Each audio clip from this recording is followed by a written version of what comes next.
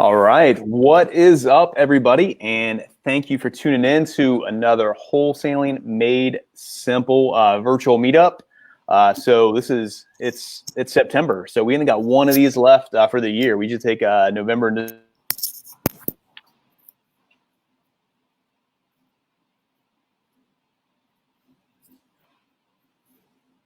Did Brian freeze? I think Brian might have frozen. But Brian, well, as Brian was saying, as we get him back, we only have one more of these left for 2020. I know that these last couple of months, just this year with everything evolving and changing as it has, has definitely been interesting. But I'll be excited when we can, get back into more of a traditional formal setting, actually connecting with you guys in person. Mm-hmm. I definitely, Randy, how have these meetups been for you going, man? I mean, just as best as they can, Yeah. like everyone's making the best of all the circumstances. And the good thing is, like, in person, out of person, everyone's getting the same value. Yeah. And it's still going well, man. But no, we definitely do miss doing these in person, and looking forward to hopefully after the new year, ramping back up at the Syria building and doing this again in person. Most definitely. Oh, and see, when you have meetup in person, you don't have to worry about technical difficulties like this. Randy and I are in the same building. How am I having internet issues and he is not?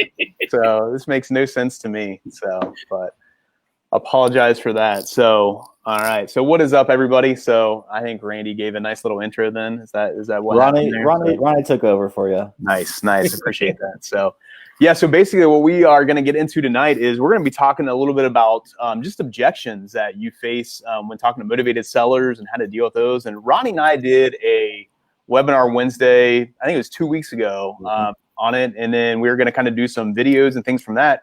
But we had a lot of people reach out to us and basically be like, hey, this is what I'm dealing with right now. This is kind of what we're facing. So we're like, hey, let's go ahead and make this our monthly meetup. I think it makes a lot of sense. So that's really what we want to do tonight, is just kind of talk about those objections of what people are coming across when they're talking to motivated sellers, because it seems like the same maybe 8 to 10 objections continually keep coming up. So we thought it'd be a good job to just kind of roll through those, talk about those. And obviously, we're going to talk about how we handle it, how we kind of go about it between, myself, Randy, and Ronnie. We'll talk about that. And we're not saying it's, the best way to go about it, or, hey, you should definitely do this. But this is what works for us. It's what we've kind of been trained on, what we kind of preach as well, is when we're talking to helping people out, do some education stuff. So just throw it out there too. We get a lot of our stuff that we work with, whether it's negotiation, sales training.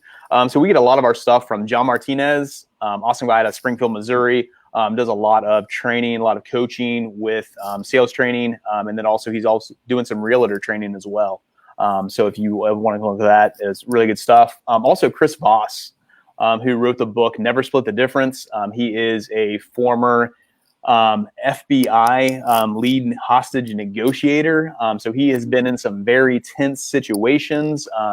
I said, wrote the book Never Split the Difference. And we've done taken his master class and have heard him speak. Actually, this last week, we all got a chance to hear him speak as well through a 3-hour training through our mastermind and stuff. So that's where a lot of our things come from. We've also done some, sales boss things that kind of plays into this as well. I know a lot of people in our market, other markets as well. Sandler training is a really good training that you can look at if you're looking to reach out for some training on just negotiation, sales taxes, those types of things. So just to put that out there and things. But so a lot of our stuff is going to probably come, hear some stuff of, oh yeah, I heard Chris Voss say that one time, and Ronnie just said it. Yeah, that's the case. So we do a lot of Chris Voss, a lot of John Martinez. So that's where a lot of our stuff is coming from, and just the past experience. So when you're looking at Ronnie, you're looking at somebody that is basically bought over 400 properties over the last 2 years. So he has talked to a lot of sellers. He's talked to a lot of people.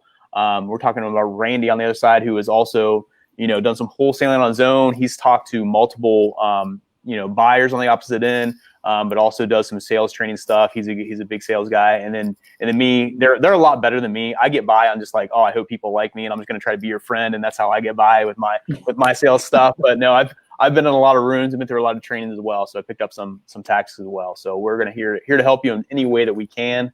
Before we get into it though, I just want to kind of go around. Ronnie, what's something that just over this last week that's popped up from you from a seller that's just been like, oh, whoa, that's a little out of the usual or out of the ordinary, something a little different that's popped up for you this last week when dealing with a motivated seller? This last week, what's been different? It's actually people letting me in their house. That's what's been different for me. There are people, no, don't wear your mask, don't do nothing. So I'm like, wait, hold on, I object to the fact that let me let me overcome your welcomeness and put up some protection. So I mean, that's as your boss, I want you to wear the mask, right? Right. So that's been a little weird. People just kind of just tired of all of the restriction and things like that, and just want an attempt to try to get back to normal. So it's a welcome. It's good that they feel comfortable with me doing that, but just been a little weird. But then also too, what we've been dealing with is it's common, but this with everything going on, it's been really weird. It's just sellers just really wanting more money. Has been a very big adjustment. And we're trying to figure out on the fly how to counterpunch through that. So that's been very very very common here in the last week. So Randy, from your standpoint then, like when you're working with other wholesalers, talking to people around, going through some sales training, things like that, what's kind of like maybe that top thing or that number one thing when you're talking to somebody like, hey, you're going into sales, you're going to be in this field. What's that kind of that number one thing of like, hey, you need to make sure you're starting to do this or stay on top of this. What advice do you give for that, man?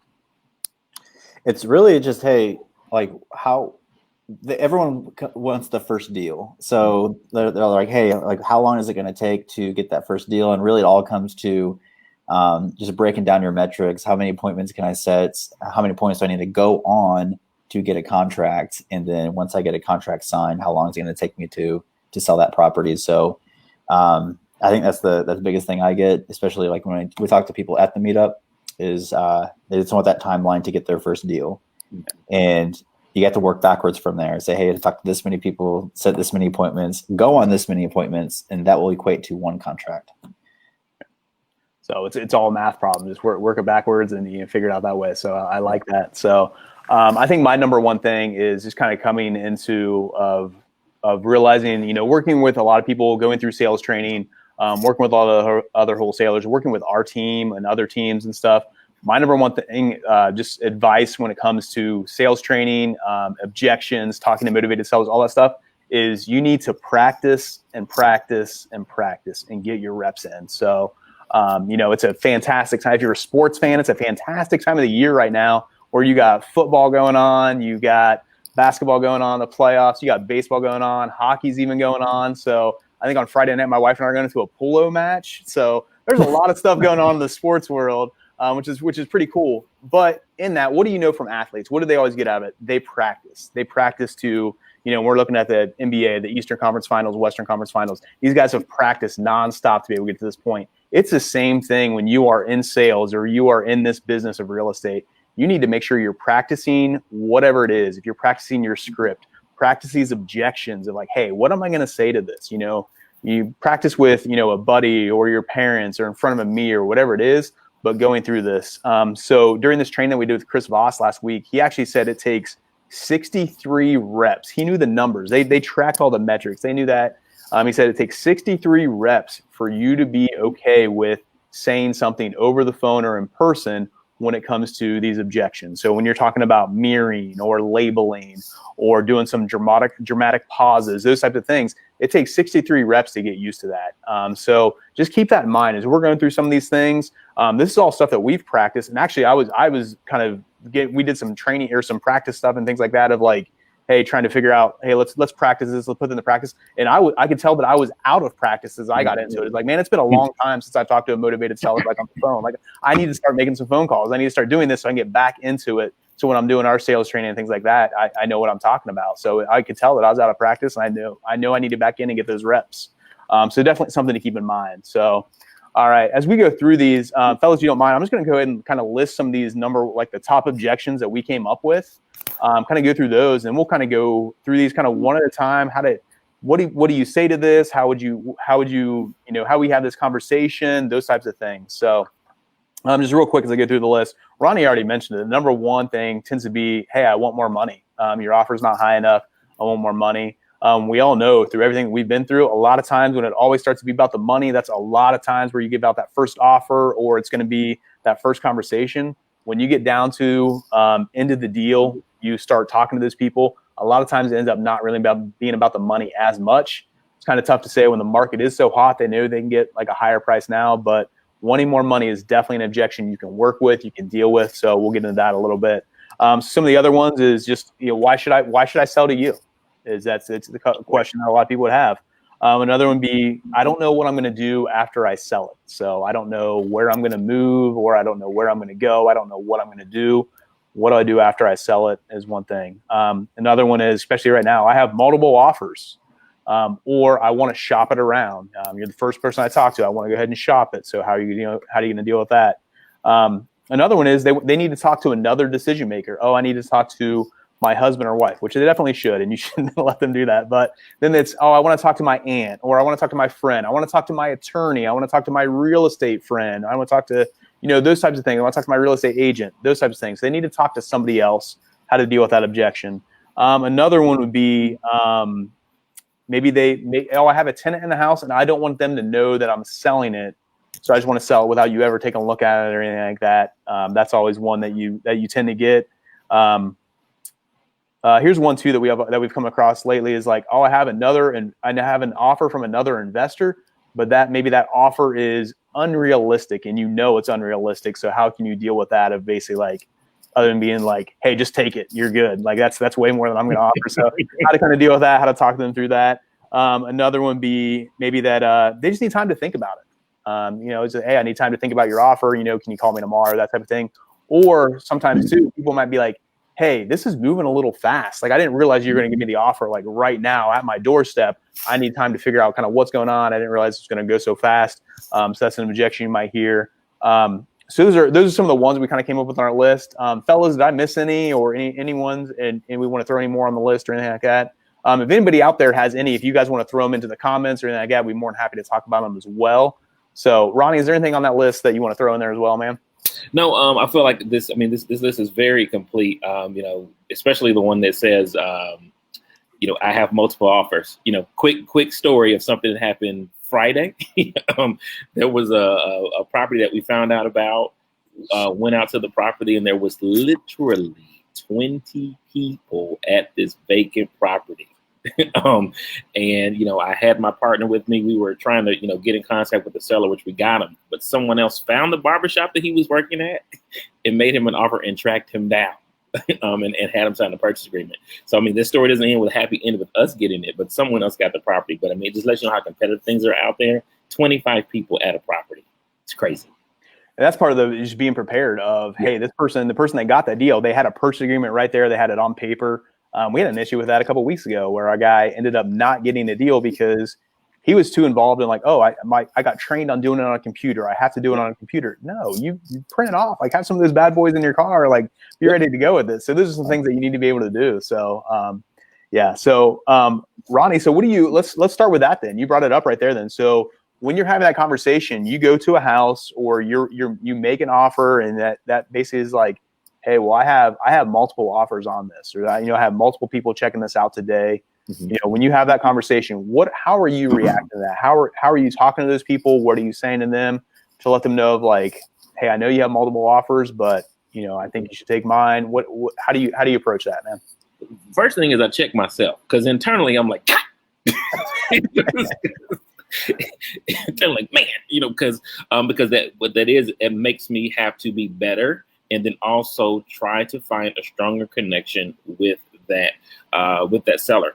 Quite honestly, this happened again with another property on the south side, where I was talking with the seller. We spent a lot of time. He had been in a car accident, and I had met him right after that. And then he was like, hey, Ron, after I made my offer, like, well, I have other offers that, I want to take a look at before I accept yours. And so, I was, like I said, I was upset. But then I said, okay, well, let's talk about the other offers. offers, and then at that point, because he trusted me, we just started talking about the other offers, asking what they look like. Did they have time frames on them? Closing time. Is it sooner? Is it all cash? Is it seller finance? What's going on there? And he told me that, he understood that it was another wholesaler, that they really didn't have the cash. He knew that, but, he wanted to go with them just because they had talked with him, I guess the longest, even longer than I did. And so I understood that, I respected that, but then, the deal is always in the follow-up. So I just kept following up, and sometimes you just have to tip your hat, to someone that, can do that. But then on the same time too, there's another property that's on the southwest side. I was talking with them. Everything went good, did the walkthrough, made the offer. She called me back and said, hey, I got another offer that is $25,000 higher than yours. And I said, you know what? I think I would take that offer too, but can you check to make sure what type of offer that is? And she called me back 20 minutes later and said, oh no, this is seller financing. I can't do that. I need cash now. I'm going to go ahead and sign. So, it's always good to kind of position yourself, or if you can't have a relationship, just to kind of help them investigate. Okay, I understand you have a higher offer, other offers, but what type of offer is it? Who is it? Just to kind of vet who they are, to help set yourself apart with them again, because you want to position yourself as a problem solver with the seller to kind of help them. And there have been times where I've shown up and I say, okay, well, let's show me who all mailed you. Okay, and then we'll go through it together. So, okay, this is a real person. This person, I've never heard of them before. So just kind of help them vet and problem solve together, because you want to make sure that the seller feels safe with you, and that's the biggest thing you want to do. Yeah. I mean, there's no harm at all. I'm just saying, like, hey, what are those other offers? Just asking them, being upfront with them, like, that type of thing. I know one of the things that I definitely want to do when I have that first conversation with whoever it is I just want to make sure, like, hey, what I'm here for is for you to be able to trust me with any questions that you have. So right. I don't even care if they have to do with us, about real estate, about your house or whatever. I want you to be able to trust me and just answering in your questions. And if I don't know the answer, I'm not going to lie to you. I'll find them out for you and I'll get back to you, that type of thing. So I always want to kind of I use that, to kind of put that out there. Like, hey, what my goal is for you to trust me. So you can ask any questions that you want. And then when those questions come up, because they're going to have a lot of questions, it's a tough process. There's a lot of emotions involved. They're going to come to me with those questions, and hopefully I can help them out. And some of those questions might even deal with, another wholesaler. And it's not about, putting a leg up over that other wholesaler. It's about making sure that seller is making the right decision for them based off of what their goals are and stuff. I know one of the things with these, multiple offers and, and having other people look at the house. I know, Randy, this has kind of been one of your lines you've been using a lot lately. You use this, or you learned this from our coach that we have, of just that question of like, can you tell me what's wrong with my offer? That kind of thing, of just putting that out there. So how's that just working for you, and how can people like use that when they're talking to motivated sellers, when they say, oh, I have, I understand your offer, but I have other offers. I want to shop around, and just using that phrase of like, what's wrong with my offer? Yeah, I just think that, so that's kind of more my style. So let me just, before I kind of answer this question, like I love, back in the day, like negotiating with sellers over the phone was like my thing. And that's what I enjoyed most about wholesaling, was just that thrill of getting a deal, right? Mm-hmm. So it's been a few years since I've done this, so I'm glad we're talking about this now. But yeah, so my style would just be to throw it out there. So like, what's wrong with my offer? And hopefully from just saying that, just bluntly like that, they would just tell you, oh, well, it's not high enough, or you're not closing quick enough, or something along those lines. You just want to get some sort of answer from them. But going back to the normal objection, like, hey, I've got multiple offers, my natural thing is just to kind of just congratulate them. Like, hey, great. Like, mm-hmm. It's a good feeling that people want your house, right? And they're like, oh yeah. So what can you do for me? Well, before I give you an offer, is there a reason why you haven't taken one yet? Is it because you haven't gotten enough? Is it because you're just holding out to see how much money you can get? Like, why, if you have all these offers, why haven't you taken one? Just generally curious.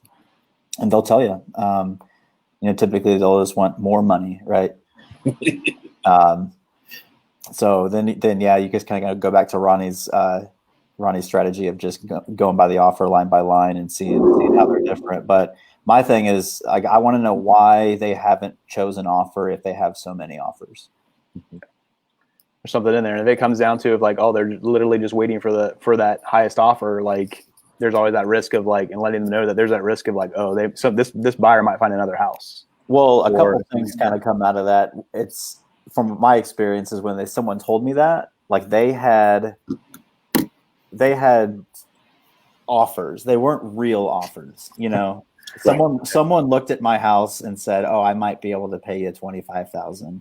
Yeah. So they call that an offer. Well, really, they may have had one or two offers from people in writing and people that were ready to buy. So when someone says, "Hey, I've got multiple offers," I would just try to call them out as soon as possible. Mm-hmm. Why haven't you accepted one?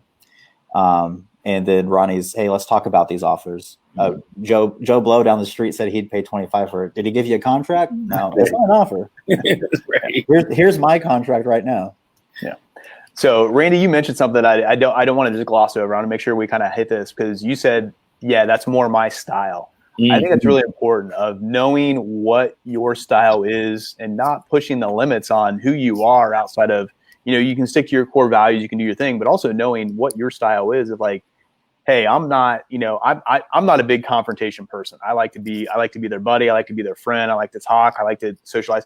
That's my thing. That's my niche. That's how I talk to buyers, sellers, whoever throughout this wholesaling process. So I need to know that. I need to make sure that like, oh, I'm not going to put myself in a situation where, oh, if it's high pressure and there's 20 people showing up and I'm probably not going to get that deal because that's not my style. That's not how I'm going to work or anything like that. But when it comes to a one-on-one or just a group situation, I'm going to do pretty well in it. So Randy, I really like that you threw that in there. That's a big thing of making sure that you understand what your style is and setting yourself up in those situations where you can let your style shine true and put it. If there's a whole big people or a lot of people coming to get the, 20 people showing up at this house to try to get a contract and stuff like that, what I'm going to do is like, hey, is there any way I can like meet you for lunch or can I buy you a coffee or something like that? Because I want to get them one-on-one. That's where I'm the best. So keeping those things in mind, I think are really important. So let's go back to, we kind of keep coming back to this thing of like people just wanting more money. So, when we have that, Ronnie, you throw out an offer and you say, hey, I can offer you $60,000 for the house. And they just say, nope, not even close. Like I'm not going to do anything for less than 85. How do those conversations go? And how are you eventually able to, talk them down, kind of come meet in the middle, whatever it may be? Mm-hmm. So when they say, well, I need more money, what I've been retraining myself to do is this, is to kind of summarize. It sounds like you haven't considered, I understand that you want, 100,000, but it sounds like you really haven't considered an offer of maybe I have to go up 75. I don't know. And so then I just kind of shut up and just kind of listen to see, okay, what are they saying? Because I'm tempting to try to label, their indecision or whatever it is they have going on. And so then they'll say, yeah, I need this. And I say, okay, that's what you need. And so then I'm either thinking of one of two things. Maybe I have more available to me, or is there another creative way that we can give them what they want? Maybe they're open to, some type of seller financing, which is always on the table, saying to be able to have that tool on your belt. Sometimes you have to dismiss it and say, okay, at this price, you probably need to have, list this on the market, and that's fine too. But just trying to figure out ways that we can get this property under contract. But that's what I'm doing. I'm labeling, and then just asking, and then also waiting to see what they say, because that's really what's important. The other thing is if you're giving an offer and they say they want more money, that's great. I had this happen actually today. The guy said he wanted $75,000 for his house. I said, look, I went negative first and prepping to give that offer. Like, I know you probably can't take this, but my offer is, probably about $50,000. And then he called me back. Ronnie, hold up real quick on that. I want to get back to what you're saying here. When you're talking about going negative, that does not mean that you're being negative towards the person. That doesn't mean that you're like, you're like, man, what are you talking about? You can't get that much money. No, that's not going negative. Going negative is what Ronnie's talking about, is basically where you're setting them up. You're letting them know like, hey, you're going to be upset with me. I before I even give you this offer, I'm really sorry. You're not going to like it. I know it's going to be lower than what you want. You probably don't even want to hear what my offer is. I really apologize that. If you go negative and you set that up, they're going to beg you for the offer. They're going to be like, oh no, give me your offer. So when you do give it to them, it's not you soften the blow, just like Ronnie said. So right. Yeah. Right. No, because I mean, there could be a big space in there. I mean, so number one, in getting that offer down, you're already going negative, with some tactical empathy, what I'm saying, to be able to get them to understand it's going to be lower. So already get them to move the needle. So, I mean, that's one of the things I'm doing is I'm going negative for that offer to help anchor them down. And then also too, just having in my head that, maybe this might need to be a seller or creative financing way in order to kind of get this property under contract. Yeah. No, good stuff. I want to talk a little bit about the labeling, because this is one of the biggest things that I've learned, I think, from Chris Voss, and it really stood out to me. And I want to kind of talk on this a little bit. So when you're labeling, so what labeling is and what he says it is, and a lot of different sales, all sales training do this, and some of them call it different ways and things like there are different things. So labeling is just basically me calling out some emotion that the seller has. So I'm going to say it sounds like, it feels like, any of those things. One of the things that I've learned, I thought this was really big, and Chris Voss really says this, and I thought this, like I said, this stood out to me. But when you call out an emotion, if it's a wrong emotion, they're going to correct you, and they're going to like correcting you, but they never correct with a lie. They're always going to correct with the truth. So when you label something, it seems like you're kind of upset with the offer that I gave you. Yeah, they're going to let you know exactly how they feel about the offer. Well, it's not really your offer. It's just the fact that I need this, or I'm thinking about this. So something, or yeah, I'm upset about your offer. Your offer is way too low. Like, you're going to know right away exactly how they feel and where you stand, and you're going to know where you need to go to. So I think that's really important. I know one of the things too, when they say like, oh, I need more money. I need, your offer's too low. Those things. What I'm always going to get to is like, well, why do you need more money? What is it that's the thing that I always want to get to, of like, what's the reason behind why they need 85 instead of 60? What's the real reason behind that? I know, Randy, you kind of perked up there with that and stuff. So what are your insights on that, man? That was always my thing. So I always went for fear of loss. Okay. So That was kind of like my question. So someone said, I want more money. If Ronnie's case, I want $75,000 and you're at 50. I understand you want more money, but what's going to happen if you don't get your 75? Right. Why do you need your 75? What's going to happen if you don't get it?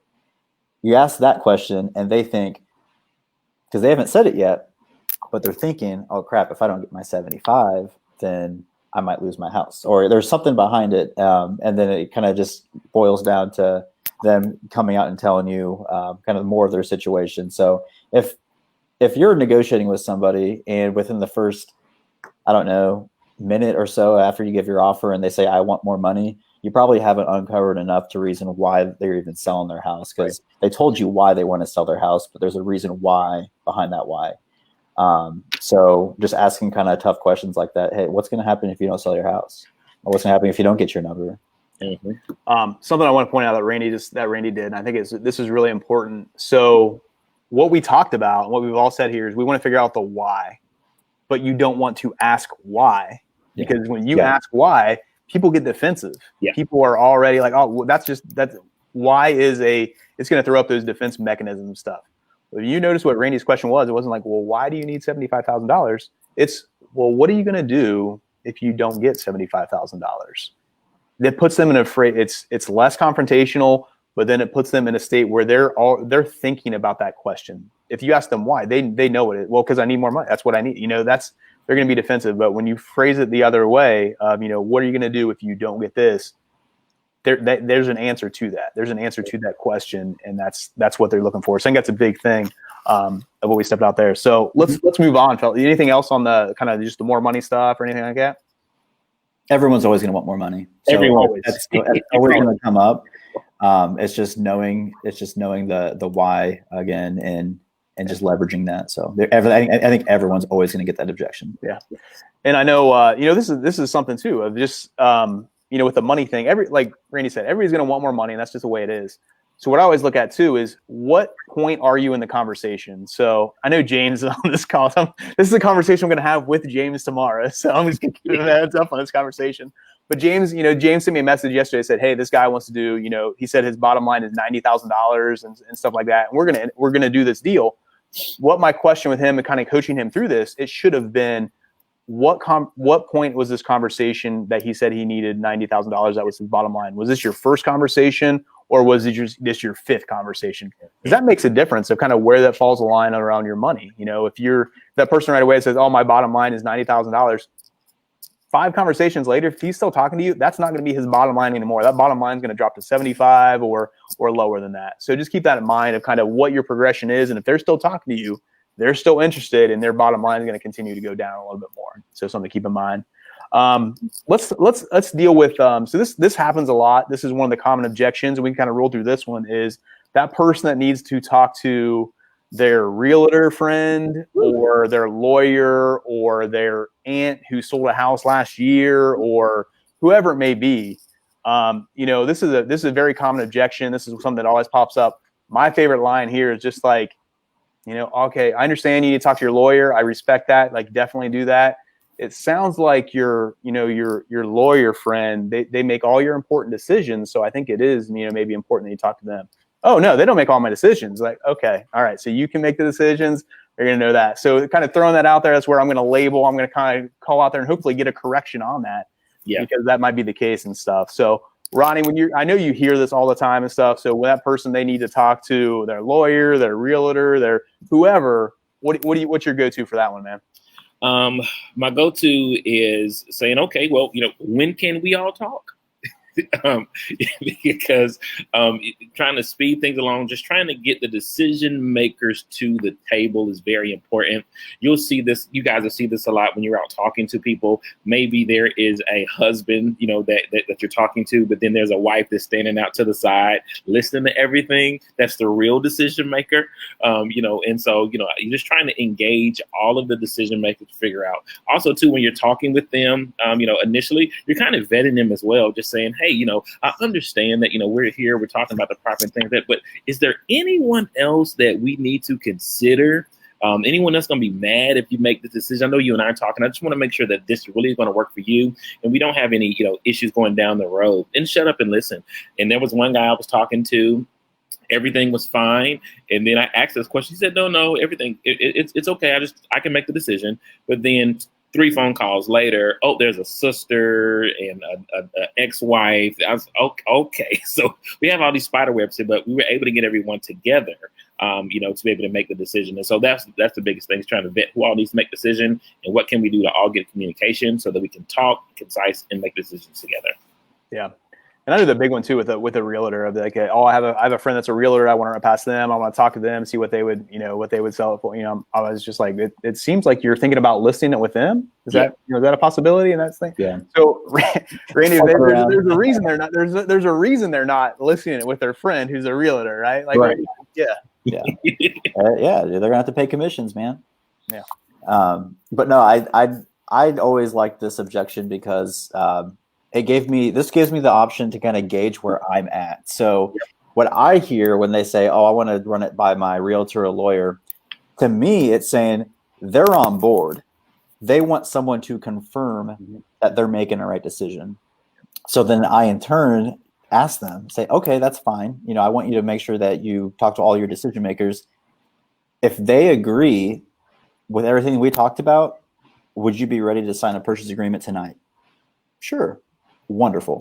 If they say no, be like, okay, well, before you talk to them, it's like, what's the holdup then? Is it the price? Is it my company? Or is it, you know, whatever it is? So I always love that, because to me that they're saying, yeah, I'm ready to do this, but I've never done this before. Let me talk to someone and get confirmation. So they want to do the deal. So every time I heard that, that was always a good sign. And I tend to ask too, like, just what their relationship is with that person. Like, if that's something, if they talk about their lawyer, like, oh, do you do a lot of dealings with your lawyer? Does your lawyer, you know, do you guys do a lot of contracts? Do you guys do a lot of real estate together? Just seeing what it is. It could just be, it's a go-to what people say. You can kind of call that out and get a feeling if they actually do have a lawyer, if they do need to talk to somebody, or what it really is the holdup with kind of what they're thinking, what they're wondering. Mm-hmm. A lot of this comes back to they're looking for somebody, you know, for that trust, that they want somebody to validate what they're thinking. And so it is. That's where I kind of come back to, of like, I'm letting them know I'm somebody that they can trust with all those questions they have. That's where I'm coming back to, of like, you know, what I know you want to talk to your realtor friend. Like, are there any questions that I can help you out with today? Is there anything that I haven't answered that you need help with?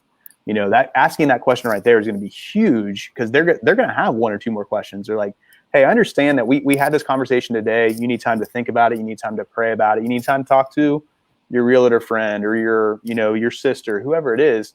Like, please know that you can feel free to, you're going to have more questions, and that's good. Like, I want you to have more questions. I want to be able to answer all those questions. So feel free to text me, feel free to email me, call me when those questions come up. You're never going to bother me. It's okay. Like, you're going to have more questions. I want to make sure that you're comfortable with everything that you're doing. That's a big thing that you're coming across. So really good stuff, guys. I think really important there. How about this one? Next on our list is, oh yeah, I want to sell this house, and it has tenants in it. They've been in there for 2 years. They're great tenants. They pay every month. There's no issues at all. But I don't want to let them. I don't want them to know that I'm selling the property. So red flag, red flag, red you flag. start carrying like those stalker like red flags or red cards with you and Red card. So Ronnie, it's a red flag, right? Is it? I just unfortunately in this business, you're going to realize like everybody lies. Like it's out there. So whenever you hear something like that, of like there's a reason that they don't, they want you to walk through the house. They don't want to know. They don't want to disturb the tenant and whatever those things are. So Ronnie, how do you handle that situation and talking to them, and letting them know like, hey, I'm gonna need to talk to the tenants. I'm gonna need to see the property. I can do this, but my offer is gonna be really, really low if that's the case. And we can do that. We can play that game. So that's exactly right. Because then I'm going back to a problem solving like this. And now I understand that they're great tenants, but you don't want them to know, is there something that I'm missing? And then I also kind of let them know, like empathy, like, look, hey, investor to investor, I want to make sure that the tenants have a great experience, so I feel that it's best that, we kind of get on the same page and, can we meet? Is it okay? Because if not, how am I going to be able to give you the best offer if I don't know what's going on the inside? If I don't know that, because in your head, you should know, even though they're saying they're great tenants might be on a lease for $100 a month for 10 years. You have no idea what's going on. And so, like Brian said, the way I'm dealing with that is I'm just kind of letting them know, like, look, I understand that, but you're going to have to prepare yourself for a lower offer because this is almost like me buying it with information I don't know. And if I find the stuff on the back end, I don't want the tenants to be upset. You said they're good people, so I want to help continue them having a great experience. So that's why I'm doing that and just trying to problem solve to figure out, is there anything else that I'm missing with them? So obviously I'm gonna drive around it. If I see some red flags, I'm definitely going to prepare that as my offer. But just trying to figure out, like, okay, well, what's really going on that we can't figure that out? What am I missing? Did they miss a couple of moments, or they're tearing stuff up? Police coming over? What's happening? Yeah, and I always like to know, like, let them know of like, hey, I deal with everything every day. If you think you have a situation with your tenants right now, I guarantee I've owned worse, I've sold worse. That's the case. So that's usually the situation of letting them know of like, hey, if you just make sure I understand, or make sure I really know all the information here. It's okay if they're not paying. I can still sell a house with tenants that aren't paying. We can still work this. We can still figure this out. I can still work with you. Or I understand the tenants are great, they're paying, but the house needs way too many repairs. That's all right. I buy houses like this all the time. I have partners that buy houses like this all the time. This is what we specialize in. This is why I want to work with you, is because you have a property right now. You have a tenant issue or you have a property issue. This is why I'm here. This is why you called me, because I want to help you through this. I want to get you out of this problem. I want to work with you. So, Randy, I want to kind of lean on you for this on the other side of just like when you are wholesaling a property and you come across, so if you don't know Randy's our dispo guy. He sells all of our properties, does an amazing job at it. But Randy, when you get a property from Ronnie or James or Nigel or me or whoever, and you know that it's occupied, and then you don't have information about that tenant, how hard is it to sell that property? And like, what's the difference between having just a piece of paper or a little bit of information versus having nothing? Yeah, it's night and day, man. Tenanted properties, the more information, the higher your chances are to sell it. So if you've got no information on the tenant situation, your chances of selling there are low, unless it's just a ridiculously priced house with tenants. The more information you have, if you've got leases, if you got how much they're paying, if you know who's paying utilities, if it's a duplex, are the utilities split? The little things like that. The more information the easier it is going to be to sell. But Brian, going back to what you said about how you overcome that initial objection. I love that approach, saying, hey, like I know from the outside looking in, this looks like a sketchy situation, but we deal with this stuff all the time. There's nothing that we haven't seen. We've done over 100 of these types of deals before. So I can assure you that, whatever's going on, we've seen before, and it's completely fine. Yeah. And I'm not advocating for lying here, but even if it is your first deal, you're not going to say, "Oh, this is my first deal. I'm really excited." You're going to be like, "Oh, I have partners that that buy properties like this all the time. We're very familiar with this. We're okay." Yeah. I used to work as a zipline guide in the summertime when I was a teacher. When it was my first day as a zipline guide, I never told anybody on tour with me that it was my first day as a zipline guide. They would not have gone with me. So kind of the same thing here. You want to make sure that you're letting them know that, like, hey, you're in good hands. You call me because you got to realize, like, everybody in this situation, they're calling you, they're reaching out to you because they're afraid, they're scared, they're embarrassed about the situation that they're under, and they're uncertain of the process of what's going to happen next. So what your job is to be that trusted resource, that person that they can go to get them out of whatever that situation is. And if it's a bad tenant, a bad property, or all of the above, whatever you can think of, it's okay, because that's what you deal in. That's what you want. I want a property that I can add value to. I want a property that I can take to my investors that they're going to want to flip, or they're going to want to renovate to buy and hold, whatever it may be, or BRRRR, or whatever it is. That's what you're specializing in. That's what you're doing. So just keep that in mind, because that's when you make sure that they know that as well. So, all right, fellas, let's roll on to the next one here. How about just the good old, like, I need time to think about it. Ronnie, thank you for the offer. I really appreciate it. I just need, like, can you call me next week and I'll let you know what I'm doing. So it sounds like you like my offer, or so that, and I'm cutting to it, but I'm labeling. I'm figuring out what's going on to kind of cut the crap because it's important. That time is of the essence. The other thing I'm doing is I'm framing. In order to increase urgency, I let them know, like, it sounds like, you do need a little more time, or there's something there that you're not familiar with, or something that you need some more security on. So you're trying to figure out what that is. But then at the same time, too, I'm also letting them know that, we also have some urgency, and I really like this property, I like to buy it. And so I'm setting a time frame on it. So I'm giving them an offer, but then also, too, I'm letting them know, like, my offer is going to expire during this time period, because you want to increase urgency, because if I have seen it, my growing pains, people said, "Oh, I need a week," or "I need whatever it is," and I'm little nice old me, not wanting to be confrontational. What happens? They go ghost on me, and then I see it coming in my email. Again, because somebody else got it under contract, or I find out later that they sold it and they just didn't say anything. So it's important to kind of label what the emotion is, or what's holding them back, what the hesitation is, and then on the front end set some time, on the back end set time frames, to have them work within in order to help increase their urgency. Yeah, it's just simple as it sounds like you need some more time. Is there something that I didn't answer for you, or what is that time? Are you going to be more sure of this offer in a week? What is that timeline? What do you need that week for, that day for, or whatever it is? Asking them that and making sure you understand where they're coming from and stuff. And it could be because they want all other offers. They want to think it over. They want to talk it over. And that's where I'm going to lean on to, like, it's definitely, please, like, think about it tonight. Let's talk tomorrow and kind of see where you are. I know you're going to have some more questions about it. Let's talk then and stuff. So, Randy, there's people that need to think about it a little bit more and stuff. How are you overcoming that objection? I do the same thing. I just go right to, hey, it sounds like I haven't answered all your questions. Or I haven't provided you with the solution that you're looking for. No, we haven't covered something. So, like, why do you need more time to think about this? That's just kind of the direction I take. Yeah. So, how about this one? So why should I choose you? So why should I have all these mailers, Ronnie? I have all these people texting me. I have all these people calling me. I've got these 5 people on here. So why should I choose you? And then I'm sitting there. I hate when that happens, because it's like, you're interviewing me. I hate that. But so initially I'm like, okay, but my thing is that I just go to, I feel that.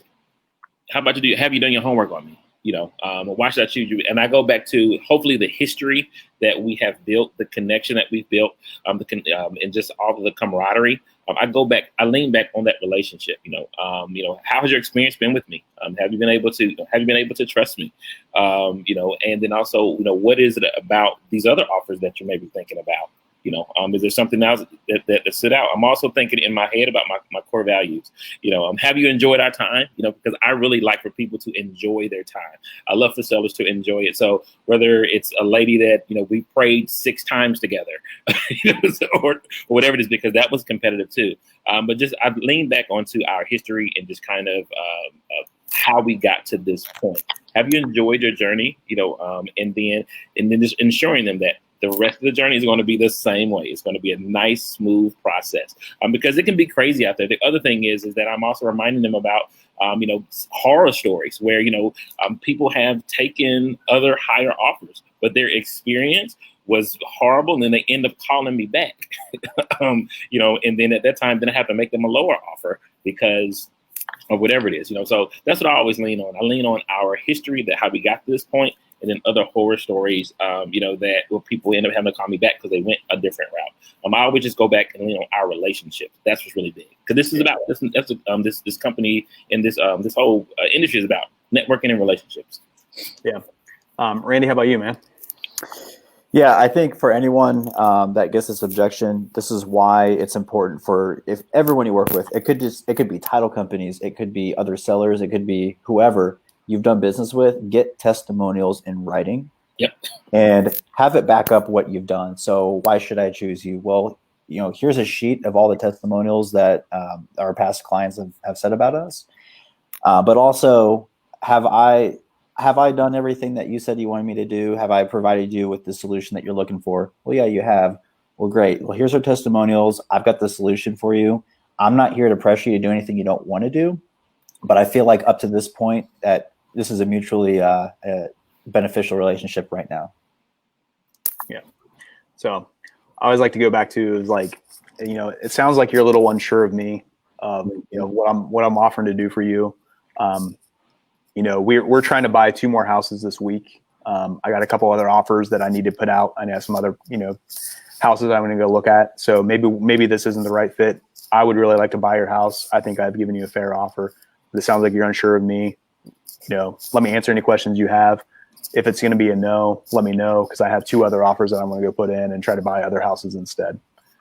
I have no problem playing that game when I want to, when cards are on the table of just being like, hey, this is it. We don't, in our industry, we don't buy every house. Not every house works for us, and that's the way it is. Not every house is a good wholesale deal. And you got to keep that in mind of, by pushing stuff and pushing people into deals that, maybe get to a certain price point or get you out of your box or anything like that, you're also stressing that onto your buyers. So keep that in mind. Make sure you kind of stay in that box. Make sure you stay true to who you are and what you want to do.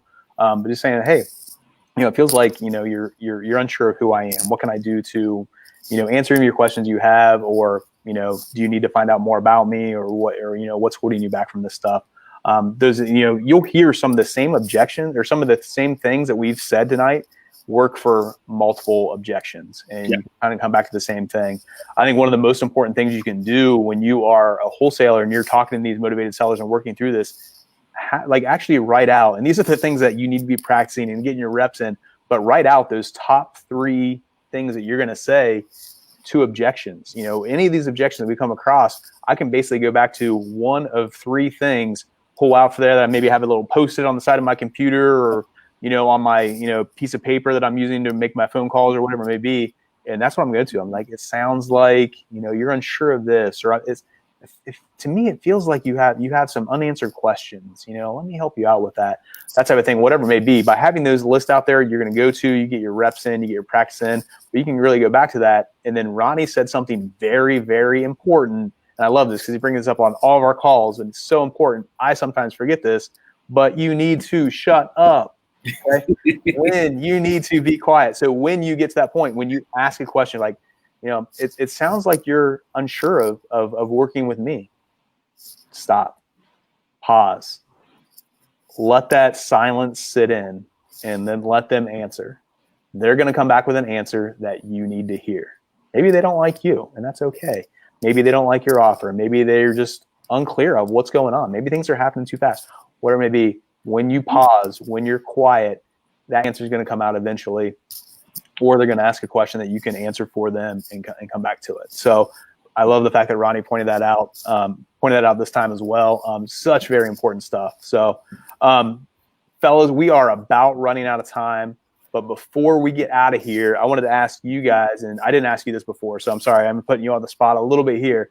But do you guys, can you think of any good resources that can maybe help people out when they are, they want to get, hey, I want to work on my sales training. I want to practice this.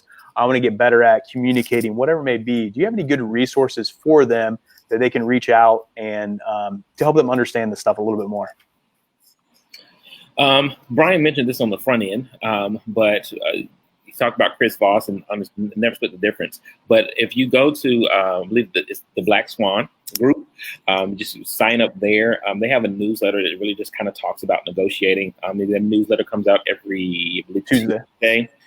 So that's a very good resource just to kind of have that, and couple that again with what Brian talked about is getting reps in.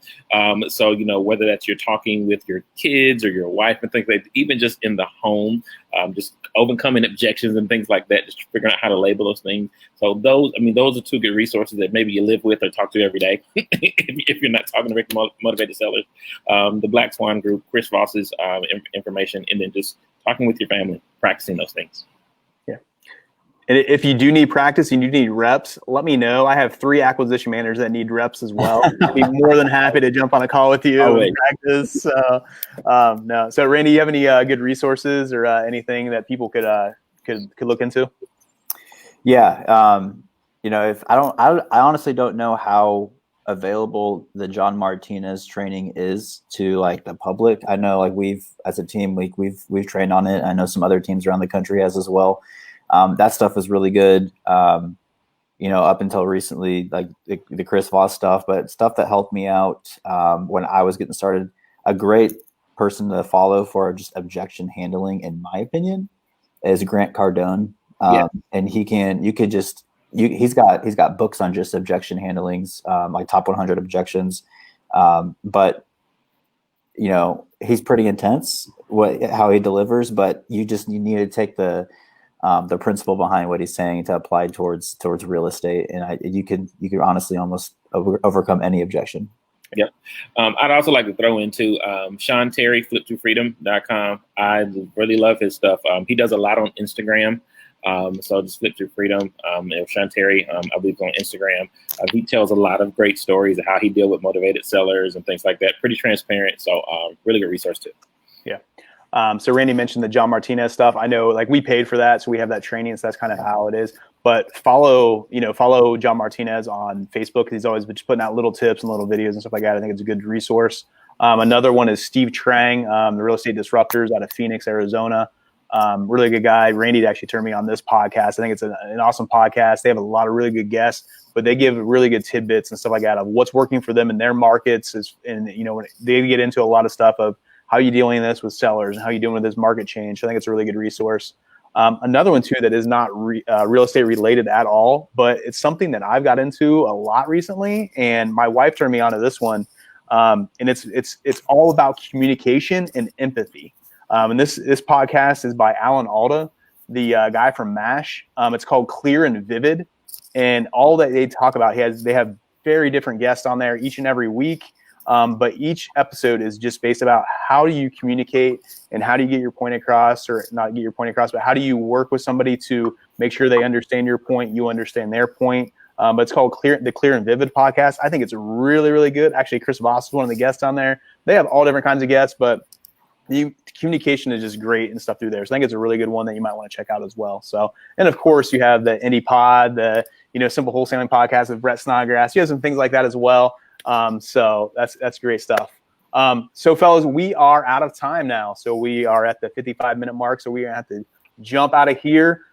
So we have one more meetup left this year, one more virtual meetup. So if you have any suggestions on what you would like us to cover, what you'd like us to go over as we wrap up this year. Like I said, we'll be off for November and December as far as the meetups go. We'll still be putting out a bunch of content on our Facebook group, on our websites, all those types of things. So let us know what you want to hear. If you have a specific topic you want us to cover for the last meetup in October of the year. If you need anything from any of us, feel free to reach out to any of us at Brian@simplewholesaling.com, Randy@simplewholesaling.com, Ronnie@simplewholesaling.com. It's super easy for you. It's just whatever our name is, simplewholesaling.com. Be more than happy to help you out. So, fellas, any last words of wisdom or anything like that before we get out of here? Just keep chugging. Keep chugging along. Awesome stuff. So thank you all so much. Let us know if we can do anything to help you out. And with that, we will see you later. See you next month.